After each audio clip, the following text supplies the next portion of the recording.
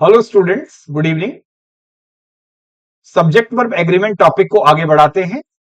Level of questions अब धीरे धीरे डिफिकल्ट होने जा रहा है। आइए क्वेश्चंस को एंजॉय करते हैं। यहां क्वेश्चन नंबर 106 गिवन है। More than one.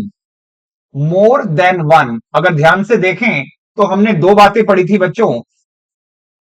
More than one जब भी आता है तो इसके बाद में जो नाउन या जो वर्ब आता है वो हमेशा सिंगुलर रहता है बच्चों। फिर हमने एक बात पढ़ी थी कि अगर मोर और देन वन डिस्टिंक्ट हो, थोड़ा अलग अलग हो, तो इसके बीच में नाउन आता है और यहां इसकी वर्ब आती है, तब ये बीच में आया नाउन हमेशा प्लूरल रहना चाहिए। एज अ रिजल्ट आपकी जो वर्ब है बच्चों वो भी प्लूरल रहती है। अगर ये सिस्टम आपके जहन में है, अगर ये बातें आपको याद हैं, तो यहां देखो बच्चों, मोर और देन वन अलग अलग हैं भाई, इनका तलाक हो गया, तो ऐसे समय यहां पर प्लूरल नाउन आना चाहिए जो दे रखा है, और यहां वर्ब भी प्लूरल आनी चाहिए जो वर होनी चाहिए। ठीक है, एक ये वाला हमारा क्वेश्चन हुआ। आगे चलते हैं नेक्स्ट क्वेश्चन की तरफ। तो यहां गिवन है अ वेराइटी ऑफ, और फिर दे रखा है the variety of. If you remember, a variety of, a variety of बिल्कुल वैसे ही डील होता है बेटा जैसे अ नंबर ऑफ डील होता है। अगर अ नंबर ऑफ की बात याद रखें तो बेटा यहां पर आपको नाउन और वर्ब दोनों प्लूरल गिवन होते थे, दोनों प्लूरल गिवन होते थे। इसका मतलब अ वेराइटी ऑफ का भी सेम फॉर्मूला मेंटेन होगा। अ वेराइटी ऑफ के साथ में जो भी नाउन गिवन है बच्चों वो प्लूरल आना चाहिए जो दे रखा है, और जो वर्ब है बच्चों वो भी प्लूरल आनी चाहिए। तो बेटा यहां से एस को रिमूव कर दो और ये वर्ब हमारी प्लूरल तैयार हो जाएगी। आगे चलते हैं द वेराइटी ऑफ। इसकी भी बात हम पढ़ चुके हैं, एक बार रिवाइज करा दें आपको। द वेराइटी ऑफ बच्चों ये बिल्कुल वैसे डील होता है जैसे द नंबर ऑफ डील होता है। द नंबर ऑफ का रूल क्या है? रस्ते में दो लोग मिलेंगे भाई, पहला नाउन फिर वर्ब। अगर नाउन की बात करते हैं तो बेटा ये प्लूरल मिलेगा, लेकिन जहां वर्ब की बात करते हैं तो वो सिंगुलर रहता है।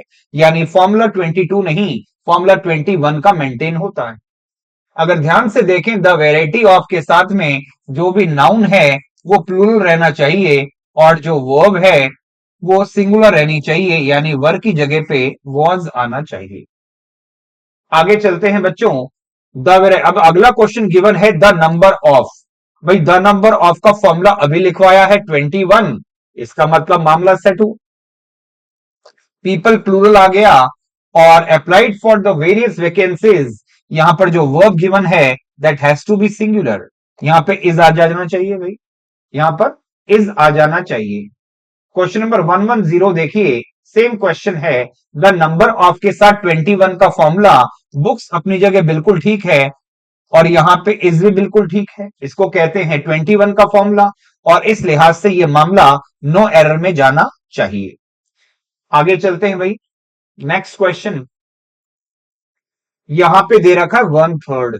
आपको पता रहे ये जो फ्रैक्शन है 1/3, प्यारे बच्चों ये हमेशा 1/3 हमेशा अपने साथ में सिंगुलर वर्ब लिया करता है।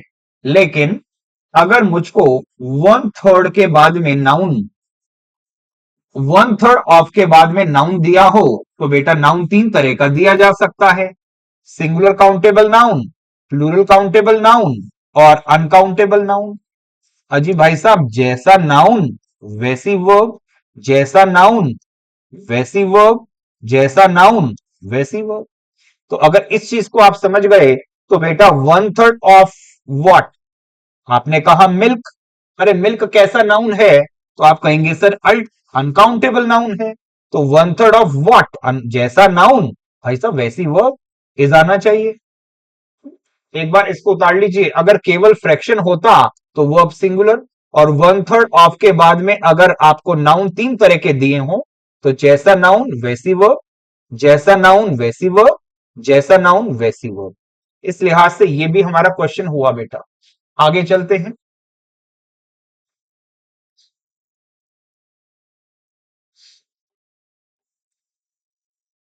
क्वेश्चन को एक बार देखना शुरू करें भाई।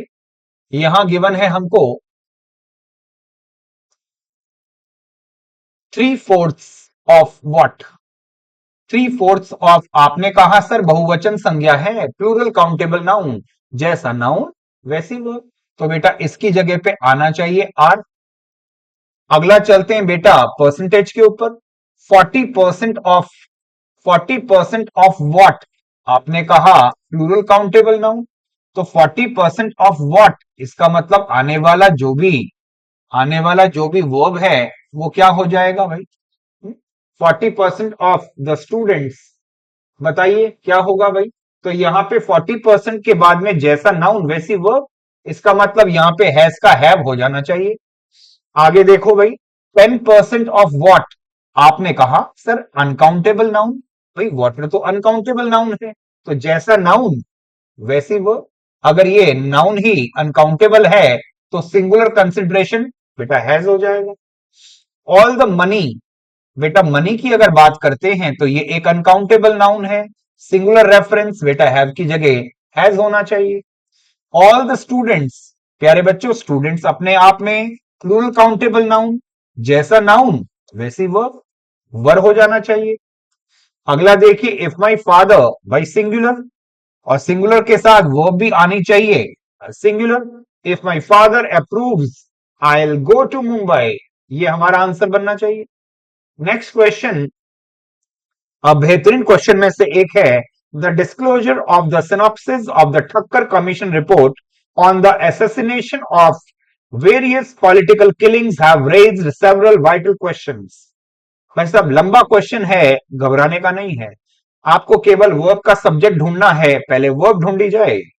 तो वर्ब के नाम पे मुझको यहां पर दिखाया जाता है हैव रेज्ड, बेटा ये वर्ब है, इस वर्ब का सब्जेक्ट ढूंढने आइए मेरे साथ। तो भाई साहब यहां दे रखा है, एक बार ध्यान से पढ़ो, वेरियस पॉलिटिकल किलिंग्स, ये किसके बाद में है भाई साहब? आप कहोगे ये ऑफ के बाद में है। ऑफ कौन होता है भाई? ऑफ एक प्रेपोजिशन होता है। अगर ऑफ एक प्रेपोजिशन है बच्चों, तो इसके बाद में जो भी आइटम है ये सेंटेंस का सब्जेक्ट नहीं हो सकता, ये इस प्रेपोजिशन का ऑब्जेक्टिव केस हो गया। इसका मतलब ये सब्जेक्ट की दौड़ से बाहर हुआ, ये सब्जेक्ट नहीं है भाई।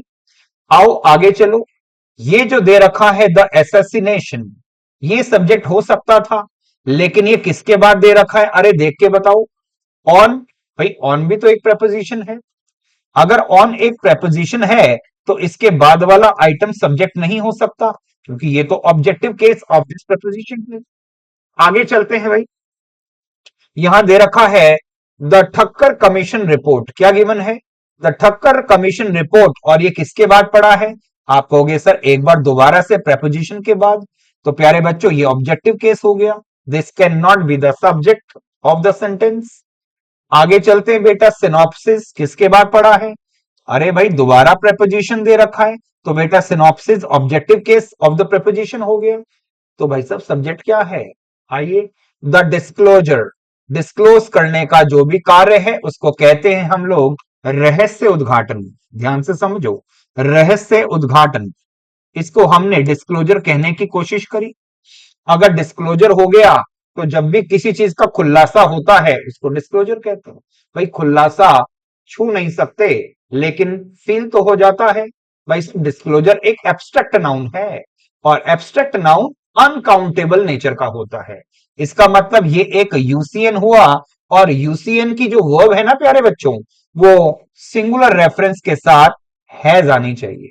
आई होप ये क्वेश्चन लंबा हो सकता है, लेकिन टेक्निकली देखें तो भाई साहब मुश्किल बिल्कुल भी नहीं है। आगे चलते हैं अगले सेट ऑफ क्वेश्चंस पर।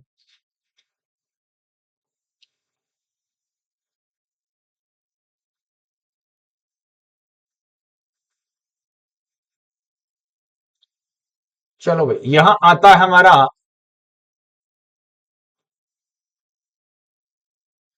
Question number 119। चलो भाई 119 को देखें। ही वॉक 5 माइल्स, वो 5 मील चला। अगर 5 मील चला, विच आर रियली, भैया यहां पर जो भी था ये एक रिलेटिव प्रोनाउन गिवन है, और इन 5 माइल्स को देखकर आर तो बढ़िया लग रहा है, लेकिन आपने हार्वर्ड से पास पढ़ लिया था और वहां पर दे रखा है अ ग्रेट डिस्टेंस।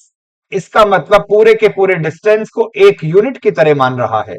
इसका मतलब 5 माइल्स जो है यहां पर वो सिंगुलर रेफरेंस में आया है, सिंगल आइडिया को रिप्रेजेंट कर रहा है, एक यूनिट को रेफर कर रहा है। एक ही यूनिट है तो बेटा यहां पे इज हो जाना चाहिए।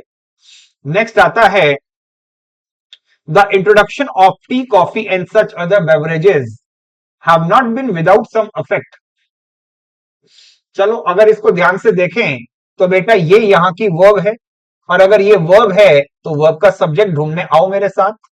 तो आप कहेंगे सर ये जो दे रखा है चाय, चाय कॉफी और अन्य पेय पदार्थ, सर ये सब्जेक्ट हो सकता था, लेकिन ये किसके बाद पड़ा है, बोल नहीं रहे हो भाई।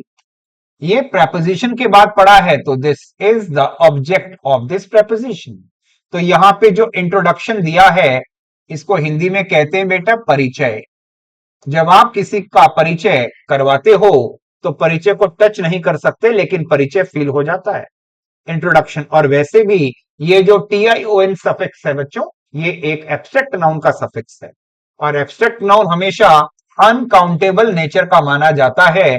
इसका रेफरेंस, इसका कंसिडरेशन सिंगुलर होता है, अतः हैव की जगह पर हैज लगना चाहिए। Got it. अगला देखो, the new type of automatic machine wash. मुझे लगता है ये जो वॉश है ये बेटा वर्ब है। अगर वर्ब है तो वर्ब को चाहिए अपना सब्जेक्ट, आओ ढूंढ लें।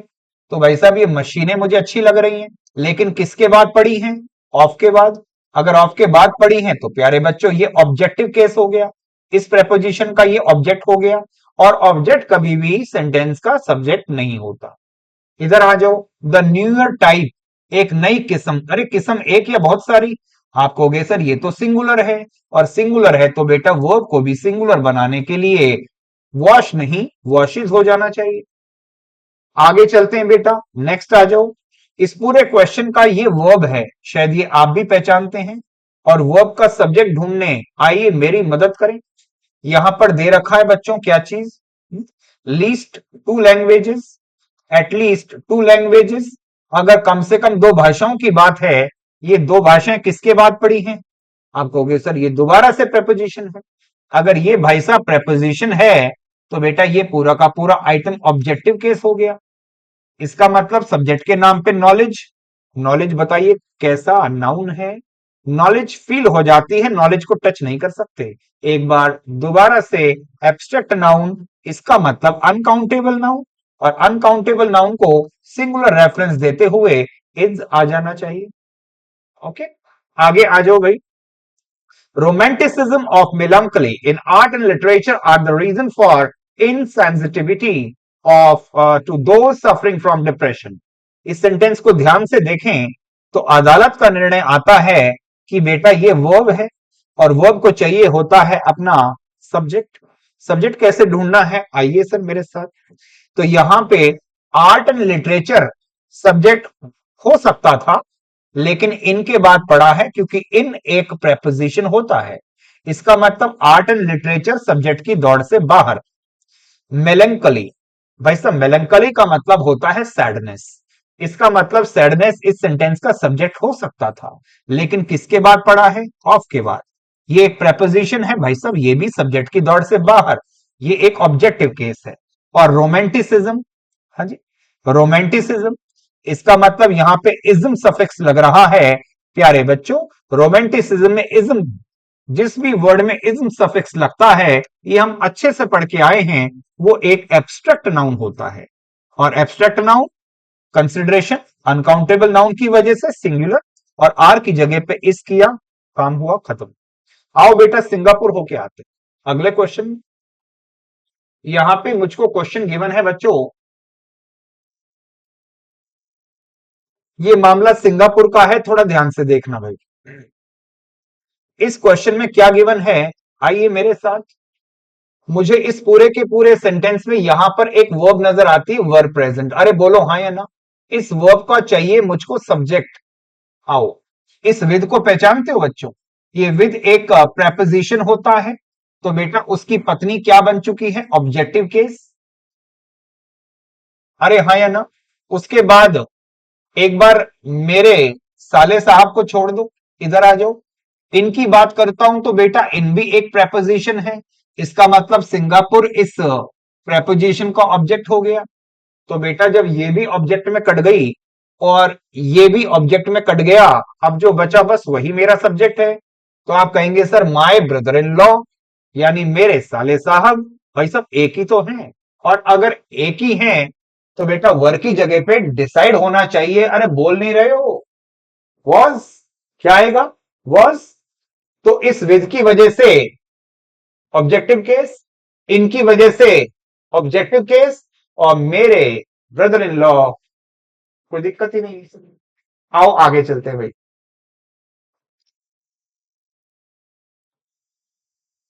इस पूरे के पूरे क्वेश्चन के अंदर मुझको ये वर्ब दिखाई दे रही है बच्चों। अरे बोलो हाँ या ना। आओ ज्ञान यूज करते हैं भाई। अगर ये वर्ब है तो वर्ब को चाहिए अपना सब्जेक्ट। याद है वो दिन इंक्लूडिंग और एक्सक्लूडिंग मैंने डिक्लेयर कर दिया था? अरे बोलो क्या? प्रपोजिशन। तो बेटा दो दुकानों को हमने, इन दो दुकानों को ऑब्जेक्टिव केस बता दिया। इसमें किसी व्यक्ति को डाउट नहीं होना चाहिए। इधर आ जाओ। इस ऑफ को देखें तो एक बार ये भी प्रपोजिशन है। तो बेटा फ्लैट से भी किसी को डाउट नहीं होना चाहिए, ये भी objective case of this preposition है। अब होल ब्लॉक, भाई सब ब्लॉक तो एक ही है। सिंगुलर काउंटेबल नाउन है तो बेटा जैसा सब्जेक्ट वैसी वर्ब। तो ब्लॉक को देखकर वर नहीं सर वॉज आना चाहिए। बाकी दुनिया में धोखाधड़ी है भाई। कोई दुकानों को देखेगा, कोई फ्लैट्स को देखेगा। अरे क्लियर याद होना चाहिए भाई। प्रपोजिशन है, प्रपोजिशन है। उनके बाद वाले आइटम ऑब्जेक्टिव केस हैं। सब्जेक्ट के नाम पर द होल ब्लॉक, एक ही तो है ब्लॉक। आगे आ जाओ भाई। अच्छा क्वेश्चन दोबारा से। इसमें मुझे ये दिख रहा है बेटा वर्ब। चलो एक बार आप कोशिश करो, इसमें क्या क्या हो सकता है।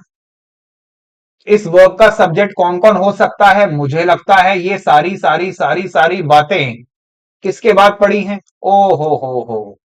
लो बेटा ये सारा सब्जेक्ट की दौड़ से बाहर, क्योंकि ये ऑब्जेक्टिव केस हो गया। Strain. What is the meaning of strain? तो स्ट्रेन का मतलब होता है दबाव, तनाव। इसका मतलब जिसको मैं फील तो कर सकता हूं सब, लेकिन टच नहीं कर सकता हूं।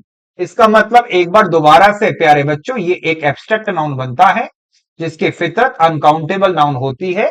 इसलिए इसके साथ जो वर्ब आएगी वो सिंगुलर कंसिडरेशन की आएगी। वर्ब की जगह पे वॉज होना चाहिए। गलती कहां? गलती यहां। अगला देखो भाई, हैव बीन। अगर ध्यान से देखें तो ये आइटम वर्ब है। अगर ये वर्ब है तो बेटा सब्जेक्ट ढूंढो, जल्दी से आ जाओ। इन एक प्रेपोजिशन तो बेटा rents and wages objective case हो गया। और राइज इसका मतलब उछाल। तो जब किसी चीज में उछाल आता है तो फील हो जाता है, उछाल टच नहीं होता है भाई। इसका मतलब, इसका मतलब रेंट और वेजेस नहीं, रेंट और वेजेस में जो उछाल आया है वो सब्जेक्ट है। और जब ये एक बार ही उछाल आया है तो प्यारे बच्चों इसको सिंगुलर कंसिडरेशन करें, हैज बीन फाउंड आ जाए। Is the point clear? Next आ जाओ भाई। Having acquired some experience, she is no longer one of those who believes every explanation they are given. अच्छी बात है। अरे प्यारे बच्चों इसको देखो, इस आइटम को WH फैमिली मेंबरान, और वो भी वाक्य के बीच में पढ़ के आए थे। इसको कहते हैं रिलेटिव प्रोनाउन। बोल नहीं रहे हो भाई? कौन सा प्रोनाउन? Relative pronoun. तो हमने ये भी पढ़ा था कि रिलेटिव प्रोनाउन के बाद की जो वर्ब है उसका निर्धारण ये वाला आइटम करता है। अब दोस्त का मतलब एक या बहुत सारे? तो बेटा इसका मतलब वो लोग। अगर एंटीसीडेंट ही बहुवचन है तो इसकी शक्ल देखकर बेटा ये भी तो बहुवचन आएगा। तो इसमें से एस को माइनस कर दो, वो प्लूरल हो जाएगी। वो प्लूरल कब होती है? जब उसमें एस ई एस नहीं लगता। वो अब सिंगुलर कब होती है? जब उसमें एस ई एस लगता है। इस लिहाज से इन बारातियों को देखते हुए यहां बिलीव होना चाहिए। अरे हाँ या ना? स्वच्छ भारत अभियान करते हैं भाई। आगे आ जाओ। Most of the funds we get from America is use to build. अच्छी बात है भाई। इसका मतलब फंड्स की बात हो रही है। अब मोस्ट ऑफ व्हाट? आपने कहा फंड्स, मुझको तो ये पीसीएन दिख रहा है, और पीसीएन दिख रहा है तो बेटा यहां इसकी जगह पे आर हो जाना चाहिए। Easy question. नेक्स्ट क्वेश्चन आता है भाई, इसको देख लो।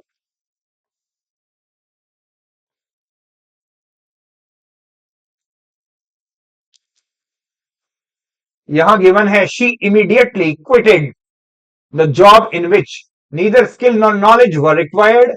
रूल नंबर 2 हमने पढ़ा था बेटा, नीदर नॉर इनको कहते हैं को रिलेटिव कंजंक्शन, जोड़ीदार कंजंक्शन। अरे जोड़ियां कहां बनती हैं? जोड़ियां कंजंक्शन में बनती हैं, को रिलेटिव कंजंक्शन। तो नाइदर का जोड़ीदार नॉर, इसको कहूं तो बेटा ये एक्स हो गया, और नॉर के बाद जो लिखा बेटा इसको वाई कहा गया। नाइदर नॉर में हमेशा बेटा बाद वाले को देखते थे, इसका मतलब वाई को देखना है, और नॉलेज को मैं छू नहीं सकता, फील तो हो जाती है। एब्स्ट्रैक्ट नाउन है, यही आपका सब्जेक्ट बना, और इसको देखकर आपकी वर्ब डिसाइड होगी। तो बेटा अनकाउंटेबल नाउन के लिए सिंगुलर वर्ब आएगी, इज द करेक्ट आंसर।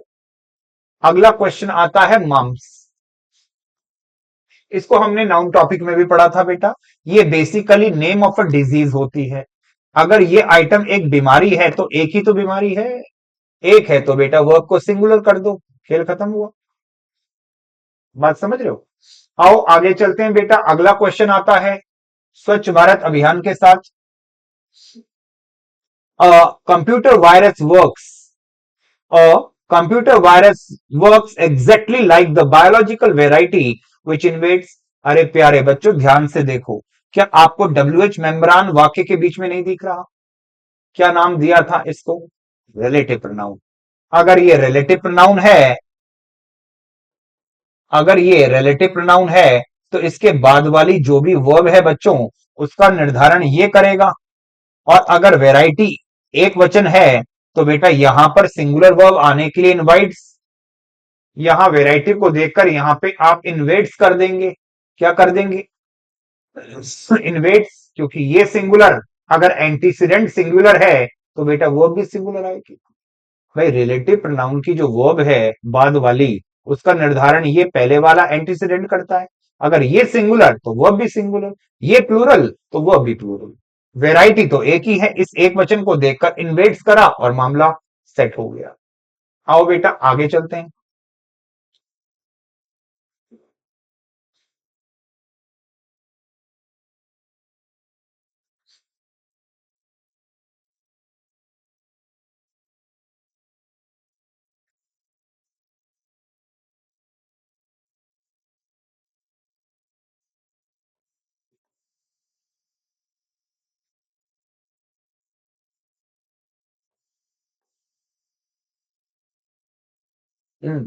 चलो भाई आ जाओ। The captain's comments in a newspaper on the preparation of the test matches for the tour has been praised। प्यारे बच्चों इसको क्या कहते हो? आप कहोगे सर ये आलम तो वर्ब का है, और वर्ब को चाहिए होता है अपना सब्जेक्ट। अगर सब्जेक्ट चाहिए तो एक बार इसको देखो, एक बार इसको देखो, एक बार इसको देखो, एक बार इसको देखो। आप कहोगे सर चार चार प्रपोजिशन है, इसका मतलब, इसका मतलब ये सब्जेक्ट की दौड़ से बाहर ऑब्जेक्टिव केस। इसको देखा, ये सब्जेक्ट की दौड़ से बाहर ऑब्जेक्टिव केस। अरे ऑन को देखा तो द प्रिपरेशन सब्जेक्ट की दौड़ से बाहर ऑब्जेक्टिव केस। और इसको देखा इनको तो बेटा न्यूज़पेपर सब्जेक्ट की दौड़ से बाहर ऑब्जेक्टिव केस। इसका मतलब कैप्टन के कमेंट्स, अरे कैप्टन के कमेंट्स, अगर कमेंट्स की बात हो रही है तो बेटा एक से ज्यादा है, जैसा सब्जेक्ट वैसी वर्ब। इसका मतलब इसका हैव कर दो। बच्चों को सब्जेक्ट पहचानना नहीं आ पाता, सब्जेक्ट पहचानना तो बहुत आसान है भाई। वर्ब से बात करो, अपने आप आपको सब्जेक्ट की जगह ले जाएगा। इधर आ जाओ भाई। The condolence messages received on the death of Mrs. Indira Gandhi speaks highly of her greatness। इस क्वेश्चन में ध्यान से देखें तो बेटा मुझको ये जो स्पीक्स है ये वर्ब नजर आता है। आओ एक बार इंदिरा गांधी जी की तरफ चलते हैं और ढूंढ के लाते हैं सब्जेक्ट कौन है। ये इंदिरा गांधी जी सब्जेक्ट हो सकती थी, लेकिन ऑफ के बाद में है सर, ऑफ के बाद में है तो श्रीमती इंदिरा गांधी ऑब्जेक्टिव केस हो गया, सब्जेक्ट नहीं हुआ। डेथ सब्जेक्ट हो सकता था, लेकिन बेटा ऑन के बाद पड़ा है तो बेटा इसको भी हमने ऑब्जेक्टिव केस बोला। और द कॉन्डोलेंस मैसेजेस, इसका मतलब जितने भी मैसेजेस रिसीव हुए थे वो क्या चीज हुए थे रिसीव? मैसेजेस। इसका मतलब एक से ज्यादा है, और एक से ज्यादा है तो बेटा वर्ब को प्लूरल करना पड़ेगा, तो स्पीक्स का स्पीक हो जाएगा। अरे जैसा सब्जेक्ट होता है वैसे ही तो वर्ब आती है। इस तरीके से ये मामला हमारा सेट हुआ। आगे चलते हैं बेटा। ये कह रहा है हैव बीन इंक्रीज्ड, बेटा ये वर्ब है। आओ इस वर्ब को सब्जेक्ट दे देते हैं। तो अभी थोड़ी देर पहले भी हमारे कुछ ऐसे प्रश्न आए थे, चाय कॉफी और अन्य पेय पदार्थ किसके बाद पड़ा है भाई? ऑफ के। सब्जेक्ट की दौड़ से बाहर। एक्सपोर्ट, आयात या निर्यात? आप कहेंगे सर निर्यात। एक्सपोर्ट फील हो जाता है, टच नहीं होता। इसका मतलब ये आइटम एक एब्स्ट्रैक्ट नाउन हो गया बेटा, और एब्स्ट्रैक्ट नाउन अनकाउंटेबल नाउन, इसलिए सिंगुलर कंसिडरेशन हैव की जगह पर हैज होना चाहिए। चलो इसके बाद आते हैं क्वेश्चन नंबर नेक्स्ट पर।